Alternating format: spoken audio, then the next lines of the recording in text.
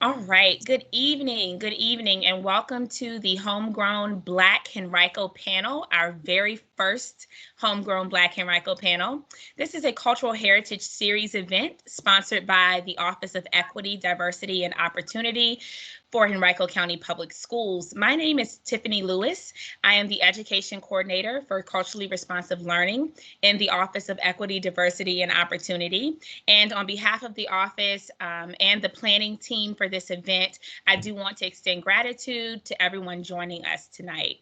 So tonight's event features a panel of notable Black professionals who are dynamic contributors to their fields, and the special treat is that they are also alumni of Henrico County Public Schools.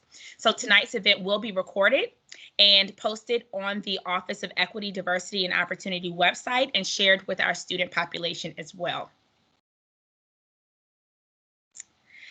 We're so excited about tonight's event, and we don't want to prolong it any further. So I am going to ask, I'm not sure if we can see, let me situate my screen rather so that I can see what you're seeing. And Leslie, do we have the screen showing? You can't see my screen? No, I don't think so. Okay, now I have lost everybody. There we go. There we go. Okay. You see it? We can see you now. We can see you. Perfect. Thank you so much, Leslie. All right. So we are going to get started with introducing our panelists. But before we do that, we want to kind of give you an overview about tonight's event. We're super excited, of course. And so just as an overview, the panelists will be introduced by students. These students are members of Black student unions across Henrico County Public Schools, and we are super happy to have them with us tonight. And then we will have the panel discussion. We will then have a question and answer period as time permits. And for those of you who registered using the registration link, we have looked at some of those questions that were submitted, and as time permits, we will field those questions to our panelists. And so we are so fortunate to have our Black Student Union students with us. I also want to point out to you that if you are posting things on Twitter about tonight's event, feel free to use the hashtag #HomegrownHenrico. So let's meet our panelists.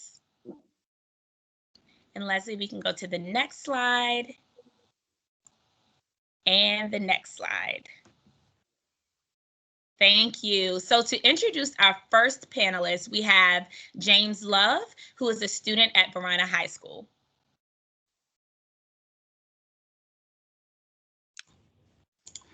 Queen Harrison Claye is a professional athlete and Olympian in the sport of track and field, and a proud Hermitage Panther / HCPS graduate. After graduating high school, she took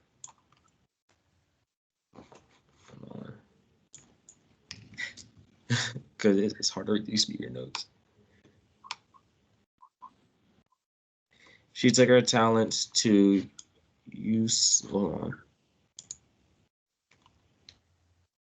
She took her talents to Virginia Tech, where she became the first woman in Virginia Tech history to make an Olympic team and the only woman in NCAA history to win the 400-meter hurdles, the 100-meter hurdles, and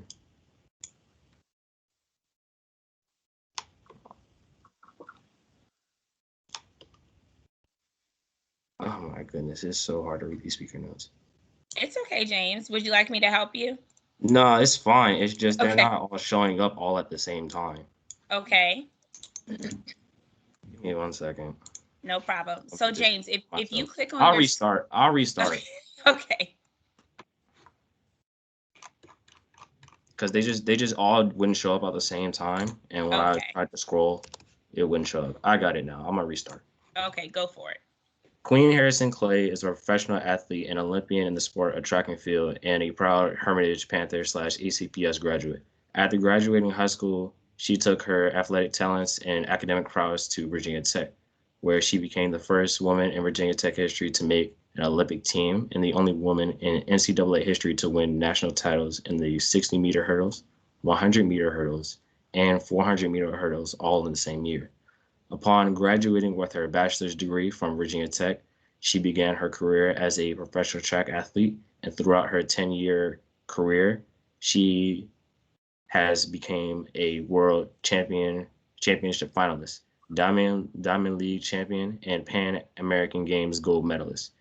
In 2021, she is currently living in San Diego, California, with her husband and fellow track and field athlete, Will Clay, while still running professionally across the globe and using her platform to encourage young girls and women to stay active in sports, all while still being their fun, fast, and fabulous selves.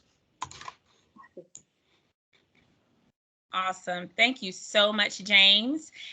For our next panelist introduction, Darnell Hicks, also a student at Verina High School, will provide the introduction.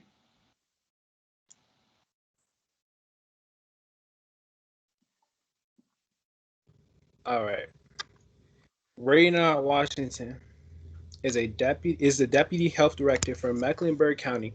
In this role, Dr. Washington leads internal operation and provides direct oversight to key areas of Mecklenburg County public health.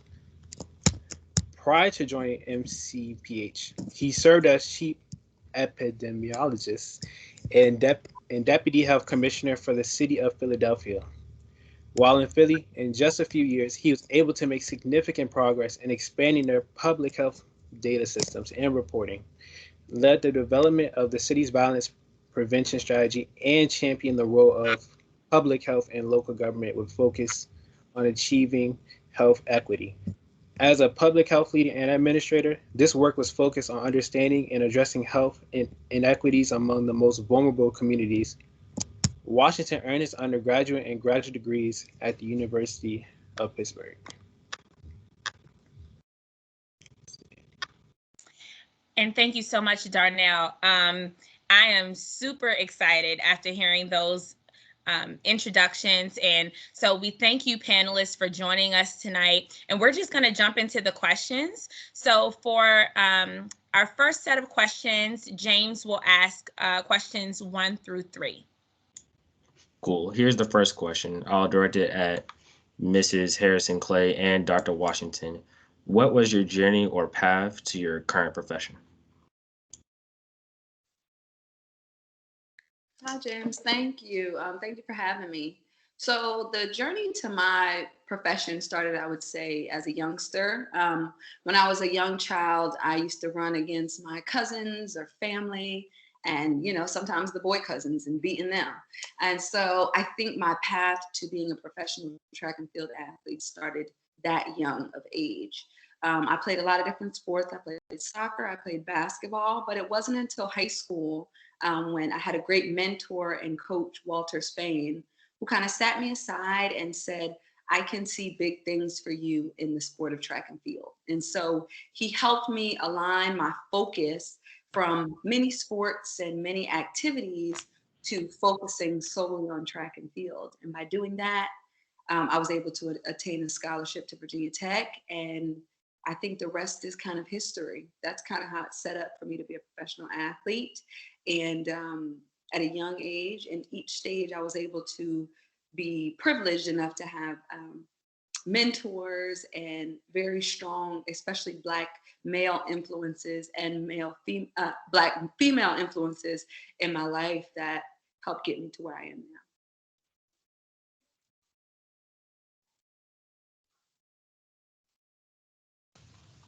I guess I'm next. So good evening, everybody. It's great to be here with you all today, and I certainly appreciate the introduction. So I'm the Deputy Health Director here in Mecklenburg County. I'm an epidemiologist by training, and I'm sure most people have some sense of what that is now that we're in a global pandemic, because epidemiologists largely are responsible for responding to pandemics and tracing and tracking illnesses. In my current job as the Deputy Health Director, I spend a lot of time really focused as an administrator But when I was younger, I always wanted to be a medical doctor, actually. And when I went to college at the University of Pittsburgh, I was sort of on a pre-med track there, and decided the summer between my junior and senior year, I was really fortunate with the opportunity to spend a few months in Tanzania.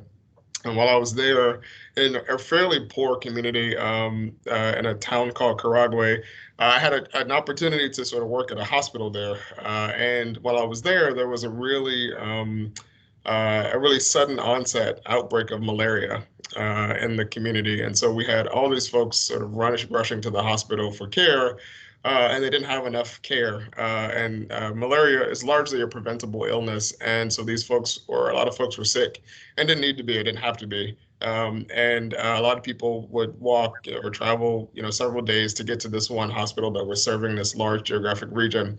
And so while I was there, I just got a chance to see sort of what happens when communities don't have public health systems. And when you're in high school, you don't really learn about public health unless you are in high school during a global pandemic, and then it becomes forefront.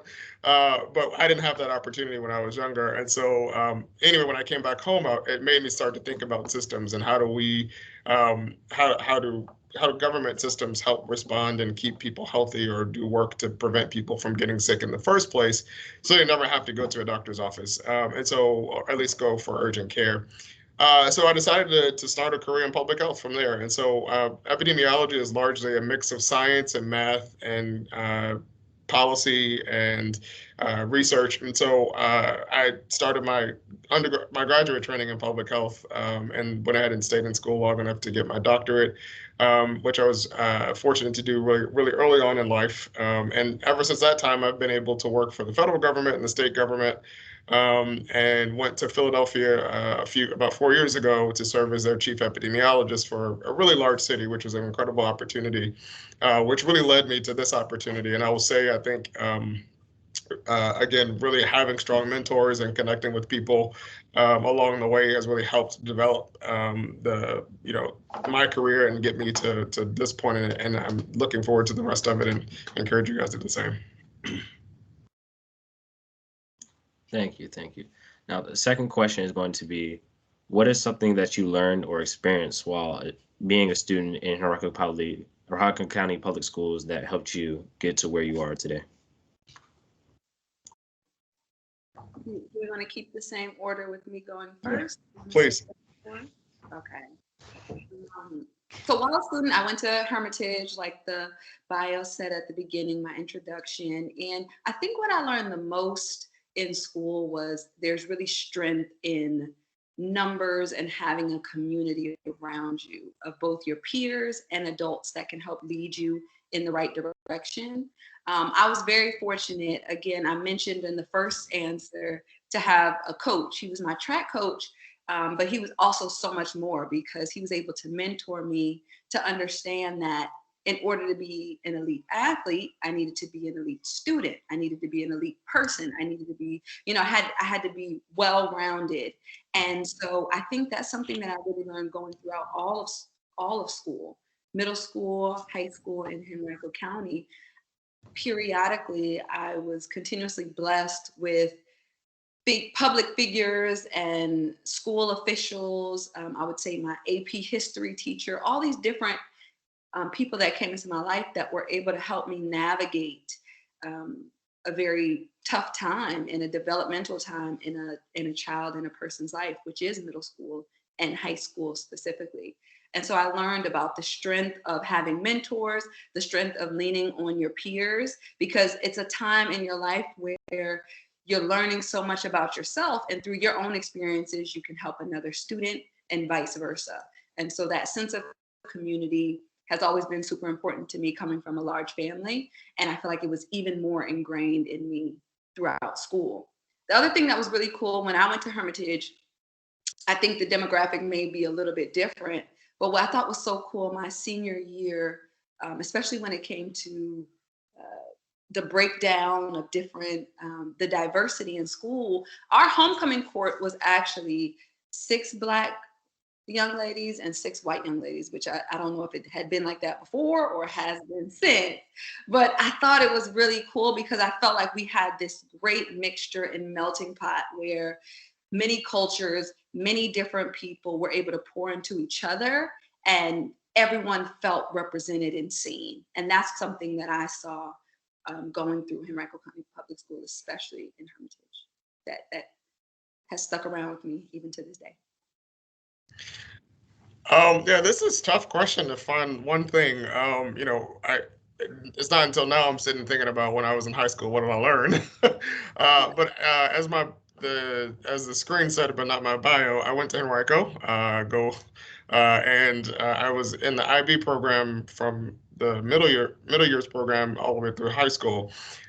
So one obvious thing I learned, and I'll say two, but the first of it is it was how to study, because our expectations in the IB program were pretty stringent, and you really had to put in a little bit of extra effort to sort of make it along the way. And I think, those basic skills of just, how to achieve academically were critical for me when I was in college, and really helped me in graduate school as well.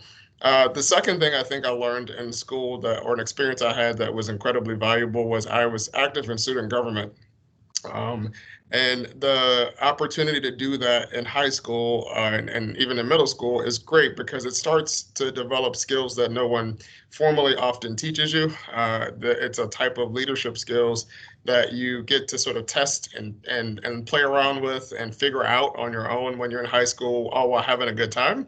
But those soft skills that were sort of like leadership skills, event planning to playing homecoming and all those things are incredibly valuable and were valuable and have stuck with me along the way. And so as I've gotten into leadership roles it's not just about your technical skills, but also about your ability to influence and move groups of people along and make tough decisions. I think that really has been beneficial, and to start doing that so early in life really helps you navigate leadership as an adult.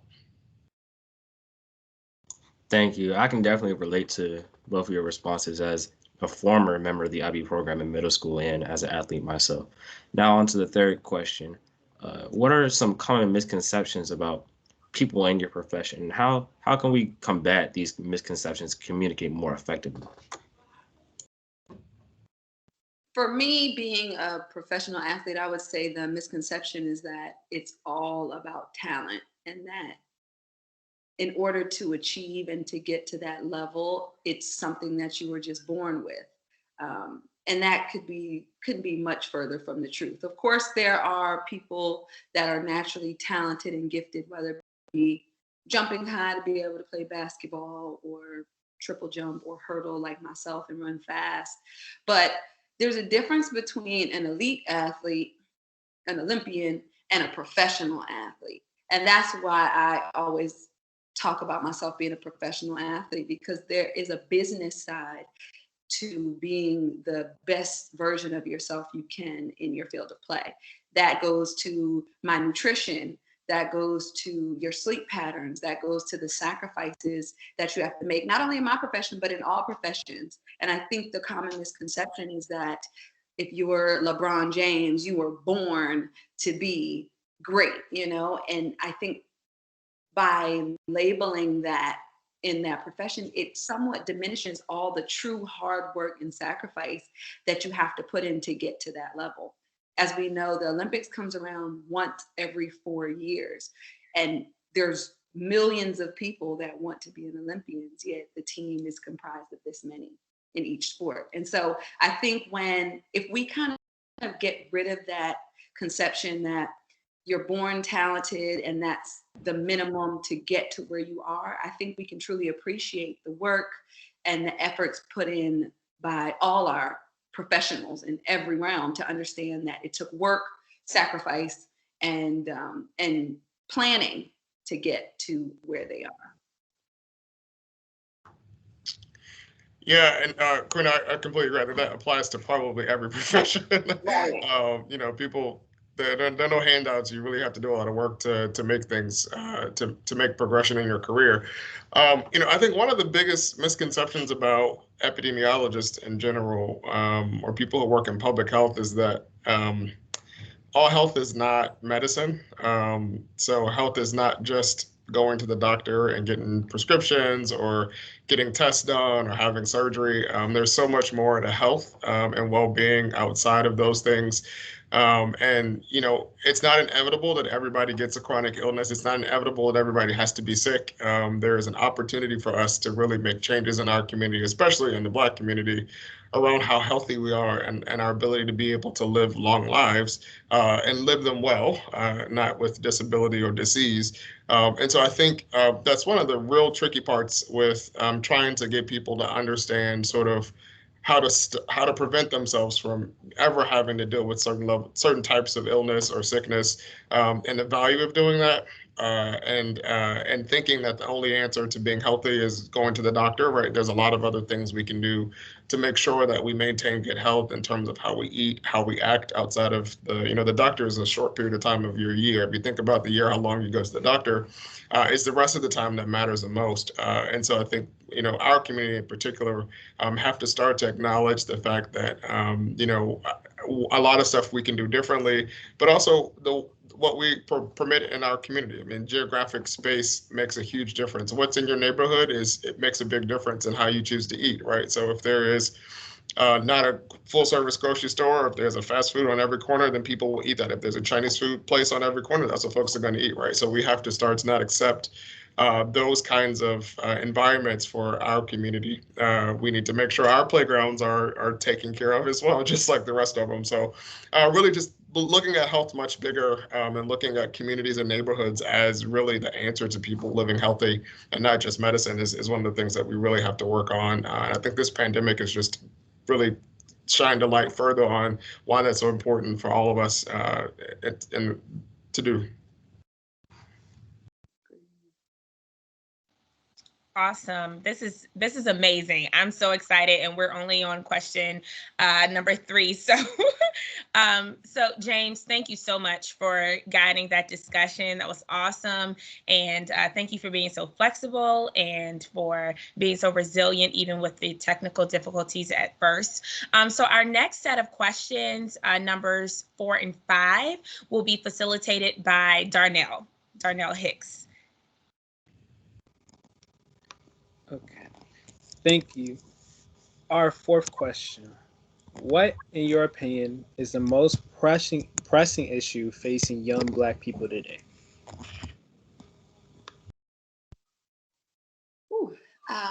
You want to take that one first?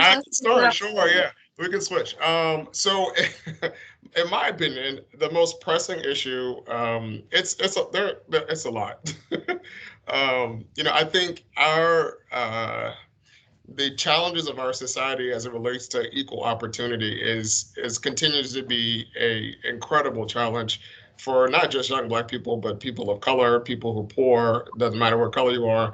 And so I think really having fair chances at opportunity, both in terms of education, work, creativity, arts, whatever it is that your heart wants to do, really having a chance to do that, to generate wealth, to build wealth, to have it is one of the biggest challenges that I think we all worry about for young people, because those equity gaps, while America is growing as a country, those equity gaps aren't closing as we would like them to be. And so I think that's a huge challenge. The adults in the room have a lot of work to do to make sure that young people today don't have to continue to experience the level of inequity that we all feel. And I think the second thing that's more pragmatic and on the ground is that young people have too many easy distractions. It's really easy to not do your schoolwork because you can have everything's at your fingertips. When I was in school, we had beepers, and so this whole notion of being able to just communicate in real time all of the time was not a thing. We had to write letters, and it wasn't that long ago.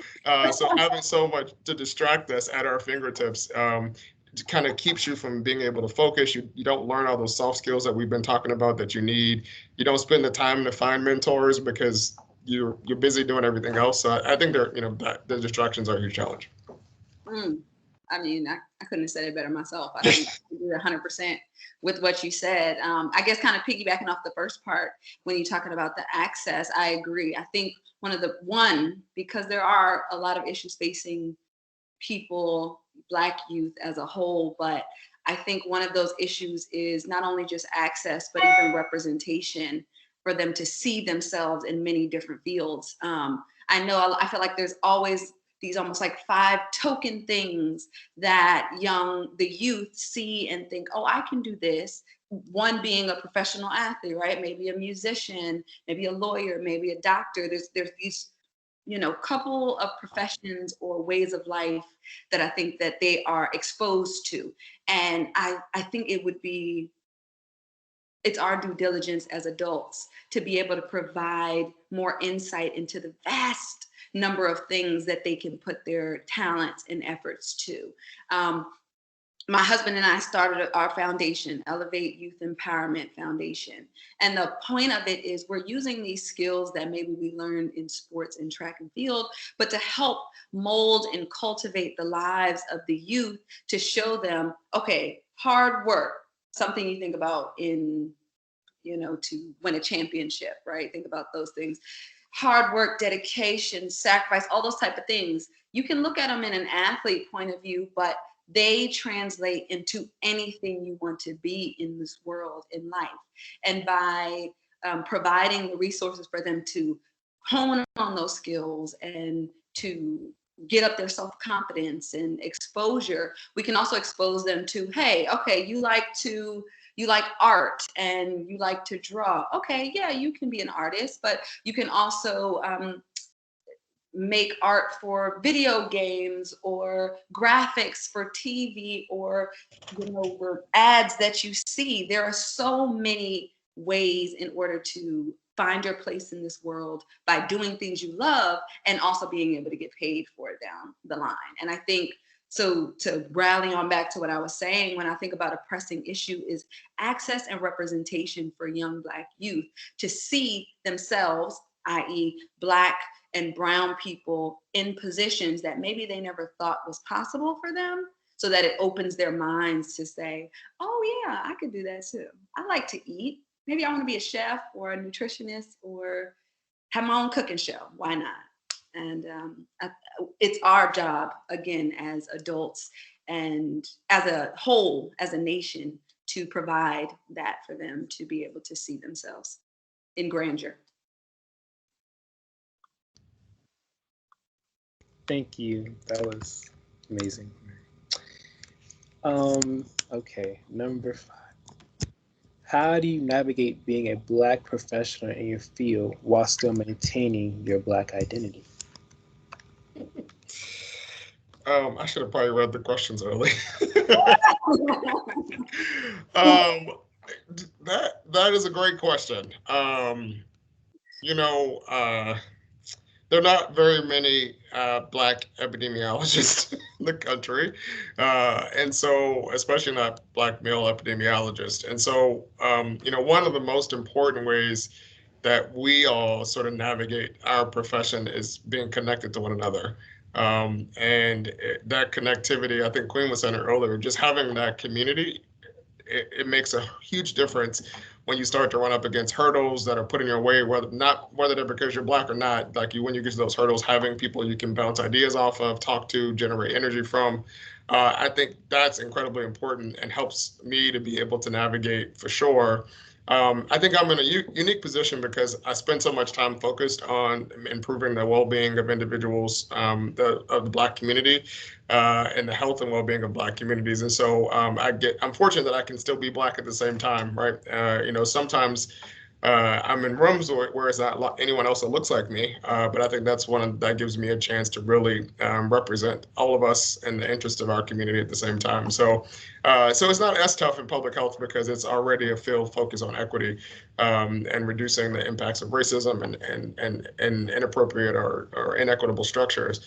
But it is being connected to other Black men and other Black people that work in this field is certainly one way to just help navigate, because we have that community that makes a big difference. Nice. I think I'm coming from a different standpoint because the vast majority of the people that I'm around in my profession, especially in sprint groups and that type of stuff, are Black. And so when I think about navigating as being a professional in my realm, it's less about, maintaining my Black identity, and instead more of expanding the view of what Black identity looks like. Because I think for a Black professional athlete, people view it in a certain way, especially when it comes to male athletes. They think this is how you are, this is maybe you're boastful, whatever type of stereotypical things that they put on Black people in a professional athlete realm. And so I think for me, it's less about ever feeling like I have to maintain or be comfortable in my Blackness, and more about not getting boxed into what Blackness means in any profession. I think that's something that's super important to recognize and speak on, is there is no way of being Black. Obviously it's cultural and we all have some things in common, but beyond the highly melanated skin that we have, inside, I'm different. I'm going to be different from the Black person right next to me. And so I think what's great about my sport is I'm able to feed off the energy and never feel like I'm a minority in my space, but at the same time, feeling comfortable with saying, I have my identity as Queen Harrison Claye, who is a Black woman professional athlete, but still Queen.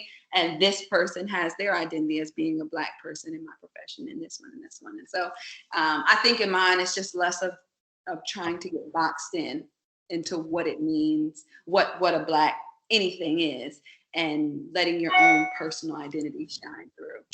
The other thing I would say in our profession, navigating as a Black professional athlete, is there are sometimes the feeling of a little bit of an unfairness. I'm in a sport where we don't have teams in track and field. Once you get to an elite level, besides Team USA, you basically run for a sponsor or you get on an Olympic team or something. You're not on the New York Knicks or the, something like that nature. And so what I've seen in my profession is the discrepancy of compensation, but it's so hush hush.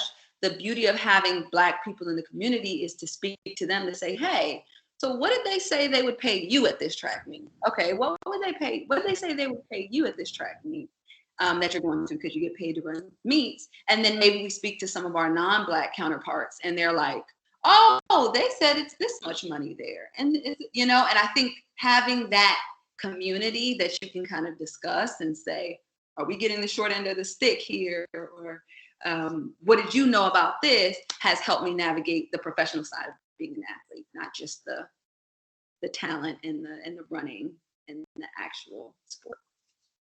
That was a little off base, but it all makes Oh, good. Wow, that's all I can say. Awesome. Thank you so much, Darnell, for guiding your portion of the discussion. We really appreciate that.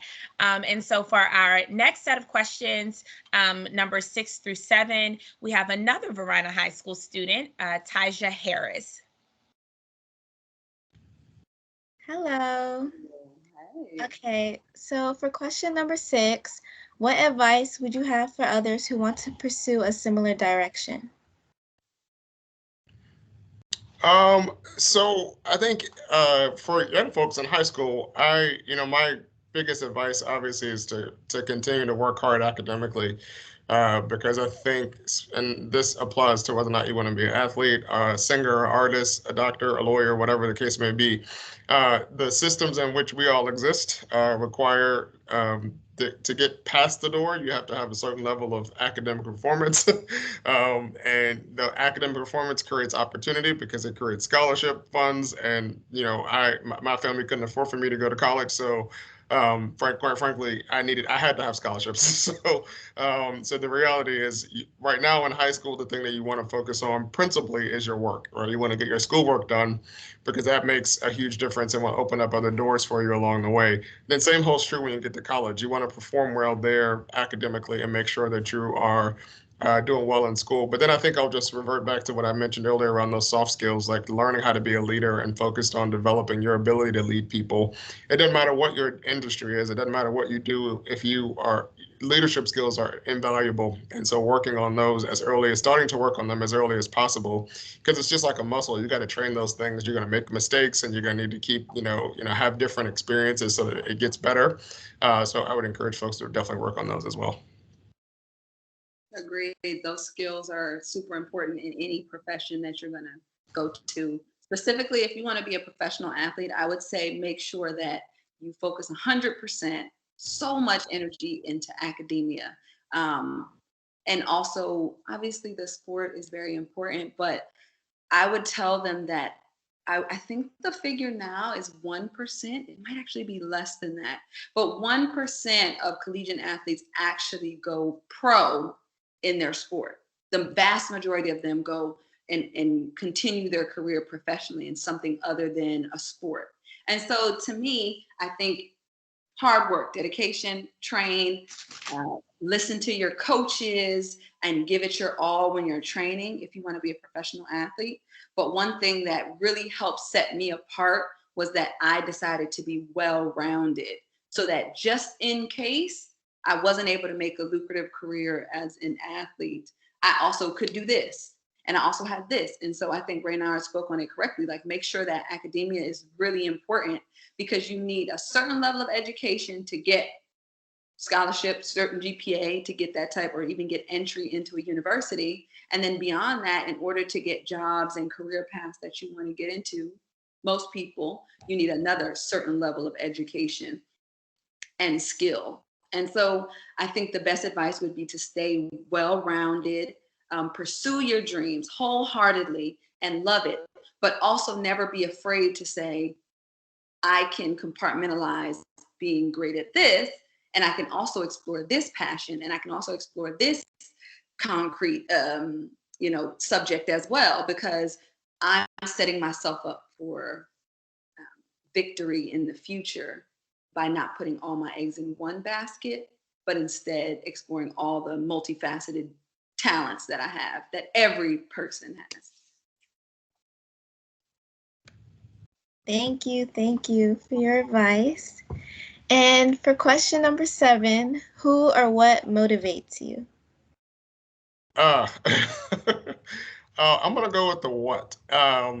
So what really motivates me the most, I would say, is probably, I spend a lot of my time looking at data, numbers, and the situation in Mecklenburg County, but really across the country in terms of people's health. And that's the core of what epidemiologists do, is to understand who's healthy, who's not healthy, and what's different between the healthy people and the sick people that let them stay healthy, in short. And so what motivates me really is the gaps I talked about earlier, right? Like the fact that, the life expectancy for Black men is 5 to 7 years shorter than it is for white men. The fact that the life expectancy for Black people overall is significantly shorter than it is, or that the fact that Black men have the lowest life expectancy of anybody, it really motivates me, right, to do what I can to try to close those gaps, even if it's just in this one county or this one town or one city. Whatever I can do to close those gaps really motivates me to get up every day, to come to work, and to do what I can to deal with all the drama and nonsense that we have to deal with, the politics of working in government, but to really make that difference for a community, right? To make measurable difference that we can see on paper and numbers, really motivates me to keep doing what I'm doing and to spend as much of my time to get more people that look like me to do it. I love that. I think my motivation comes from a who and a what. Definitely it comes from I'm motivated by faith in knowing that there's a certain lane that I'm supposed to be in, and God put this in front of me. And so I'm motivated to stay on track, literally and figuratively, on track to get and achieve those goals in this lifetime, because I know that there's amazing things laid out for me. I just have to put the hard work, dedication, and the sacrifice in to achieve it.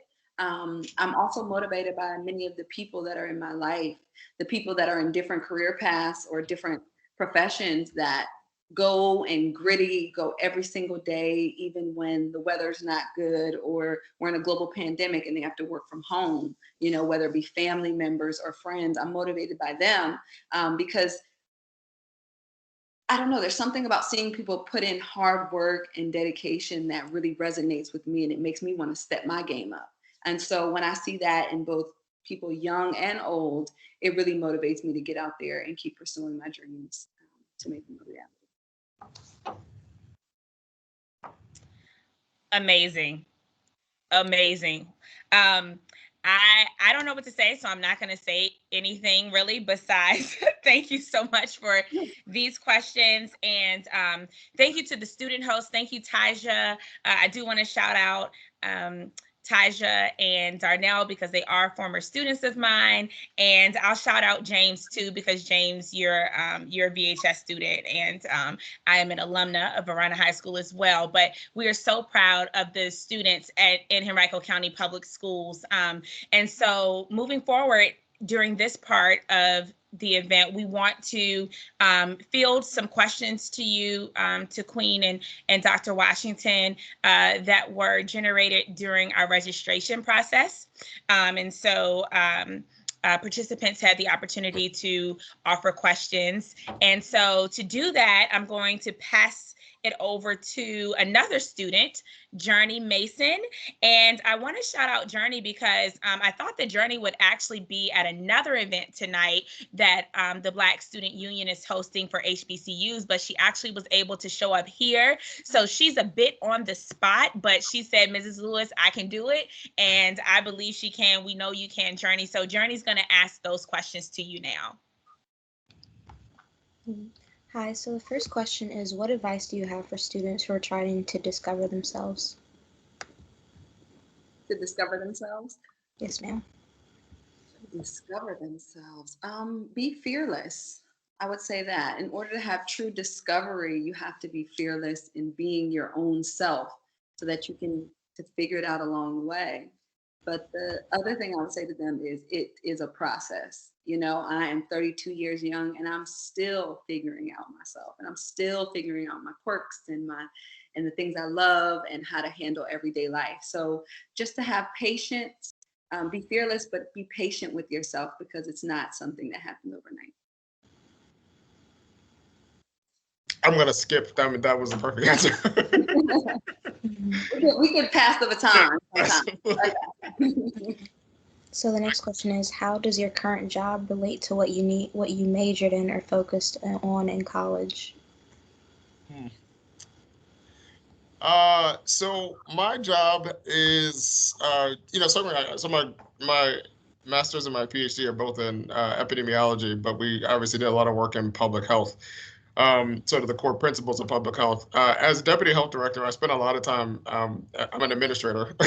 So a lot of my work is not necessarily traditional epidemiology. I spend a lot of time planning, strategic planning, supervising people, hiring people, dealing with budgets, setting up the course of, the health department has about 850 people in it.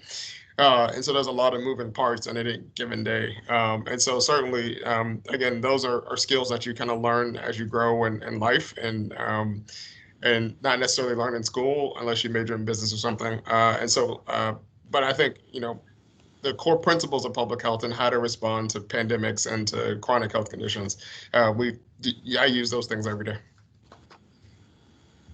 I majored in sociology, and while it may not be, I'm not practicing sociology or anything like that, I think learning people's behaviors has been helpful in me in my business endeavors and my own personal life as well. Helped me with relationships with other humans and just knowing and learning about society as a whole. So again, it's not directly related, I would say, but in some ways it is, because I have to navigate through as a professional athlete, and especially going overseas, that's where the vast majority of my competitions are.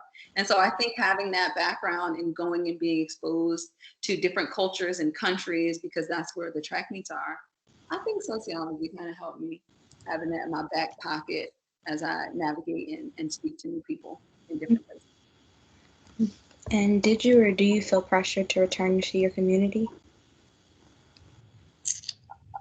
By pressure, I hope, by pressure in a good way. I think people think the pressure sometimes is a bad thing, like someone's pressuring you to do something, but for sure. I think I never leave my community. I may not be directly in Richmond, Virginia right now, and that's the community I'm talking about, but I always have Virginia on my back, on my front, in my pocket, in my mind, because I know that while I was born in New York, I was raised in Virginia, but the roots of the the mixture of Southern hospitality and history and culture, all those things molded me to be who I am. And so I feel like I never leave my community, but I will be having a more hands-on approach in the future when I'm out of school.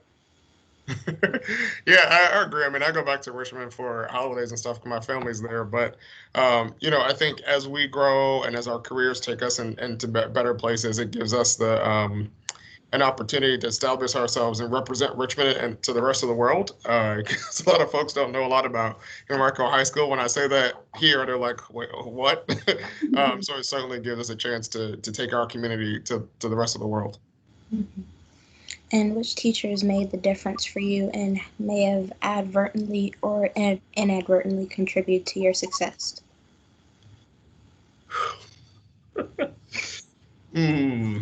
We're both on the spot, you know that. So let me think of teachers. Yes. Teachers. Trying to think of somebody who's not there anymore.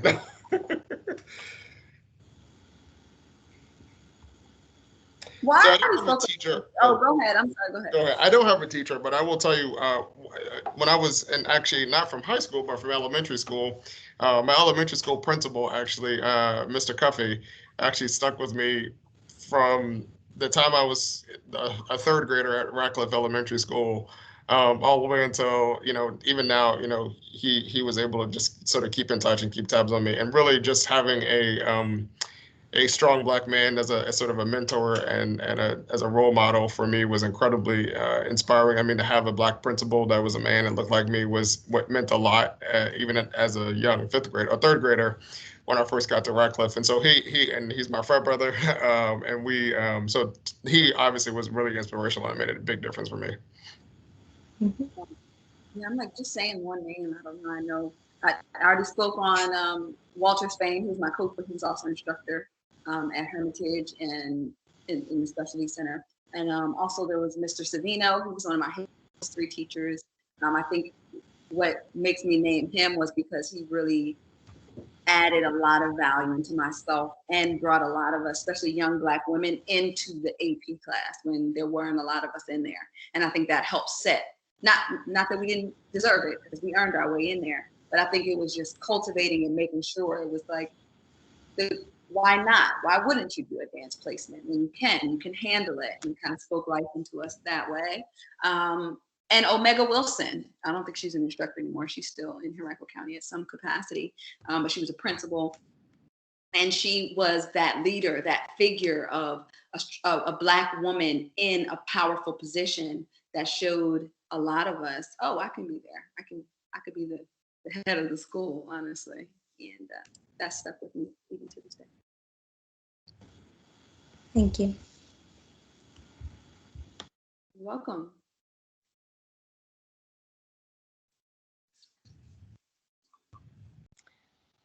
Well, thank you so much. This has just been a dynamic, a very rich hour. And this is just amazing to hear people whom I consider my peers, speaking in a way to the youth and to our community that is so full of knowledge and wisdom and insight and energy and fresh thoughts. And so we definitely thank you for that. Leslie, I'm going to ask that you go to the next slide. For those of you who may not be familiar, we did want to acknowledge Rashida Jones, who is also a graduate of Henrico High School, and she is the new president of MSNBC. She is the first Black woman to run a major cable news network, and although she's not with us this evening, we definitely wanted to acknowledge her and her outstanding accomplishment. And so that goes without saying. We are so proud of all our students and all of our alumni from Henrico County Public Schools, but this is an added treat to tonight. And so, Leslie, if you would take us to our next slide, we want to give a special thank you to all of our participants. Thank you to everyone who was flexible, even to our registrants. We know that you registered for this event for last Thursday, but due to inclement weather, we had to reschedule. So thank you so much for your flexibility. I know that Dr. Washington has another meeting because he's extremely busy, but we sincerely thank you for your time, for your insight. Dr. Washington and I go way back to the 1990s. We were childhood friends, and I can't put into words how proud I am to see you working in this capacity. This is just awesome. And so we really want to thank you, Dr. Washington. We want to thank you, Mrs. Harrison Claye, Queen. I think your name is so befitting. You are indeed a queen, and we definitely we feel that we are proud to be connected to you, and we really appreciate all that you are doing to represent Henrico County. You know, even if that's not necessarily what you've been positioned to do in your particular meet or whatever your event is at the time, we know that you have our support and that you're running for all of us. So we really, really appreciate that. And so I want to also thank Dr. Monica Manns. Dr. Manns is the Chief Officer of the Office of Equity, Diversity, and Opportunity. She is a mover and shaker in her own right, and we are so happy to have her here. And Dr. Manns, before I ask you for any closing remarks, I just want to finish my shout outs and then leave it to you. But I want to acknowledge the planning team, Ashley Walker, who is an admin intern at Henrico High School, Christopher Mosley, who is our specialist for the arts. Awesome. Thank you for our performing arts. And I also want to acknowledge Adonis Robinson, who is also a school security officer at Verina High School. Leslie Brown, thank you so much. Leslie keeps the office moving of Equity, Diversity, and Opportunity. Thank you, Kara Jean O'Neill. Thank you, Diane Saunders. All of us work together. We are a small team, but we are a mighty team, and we believe in this work, and we're really passionate. And thank you again to our student hosts. You are amazing. We do this for you. I really want you to take that in, that every adult on this call, whether it's a community member or a parent or a family member or a panelist or a central office member, we are here and we're showing up for you. So don't ever think we are inaccessible. That is why we're bringing this type of programming to you, so that you realize how close to us you really are and that you inspire us. And so with that being said, I want to pass it over to Dr. Manns. Dr. Washington, I know that if you have to leave, we understand that. So thank you so much. Dr. Manns? Yes. So everybody, I just want to say, when Tiffany Lewis first approached me about this panel, it was such an amazing idea. And her team came together and found Dr. Washington and Ms. Harrison Claye to participate. I was very astonished by who she ended up coming up with. I'll be very honest. I'm not from Henrico County Public Schools, so just to see the wealth of people she was able to pull from was pretty amazing to me. So I first off, I want to say to you all, thank you for for coming out and speaking. And what I'm really excited is that we're going to grow this, right? Because it was, again, an amazing list of individuals that she was able to identify that came out of Henrico County. And it made me proud to be a part of this larger system. And I hope what this does for our students is lets them see what the possible is, right? Because I think sometimes when you're going through the system, you don't always see the possible, right? And so what we're hoping as we grow this out, that we begin to give to our students an opportunity to see the possible. So I just really want to thank, again, all the people, all the panelists, but also, again, thank the team that came up with the idea and actually moved on it. So again, I applaud all of you. Thank you so much. And Dr. Like Manns is awesome. Thank you so much. And so it is 6:56, everyone, and we are within our hour. We couldn't tell if we were going to be within an hour or 90 minutes, but I could listen to Queen and Dr. Washington talk all day, literally, because it's so inspiring. So I want to take this time to once again thank everyone for attending. Remember, we have recorded this, so this will be posted and accessible to the Henrico County Public Schools community. So I want everyone to have a safe night, hopefully a relaxing night, a restful night. And it was great seeing everyone. Thank you. Good night. Thank you so much.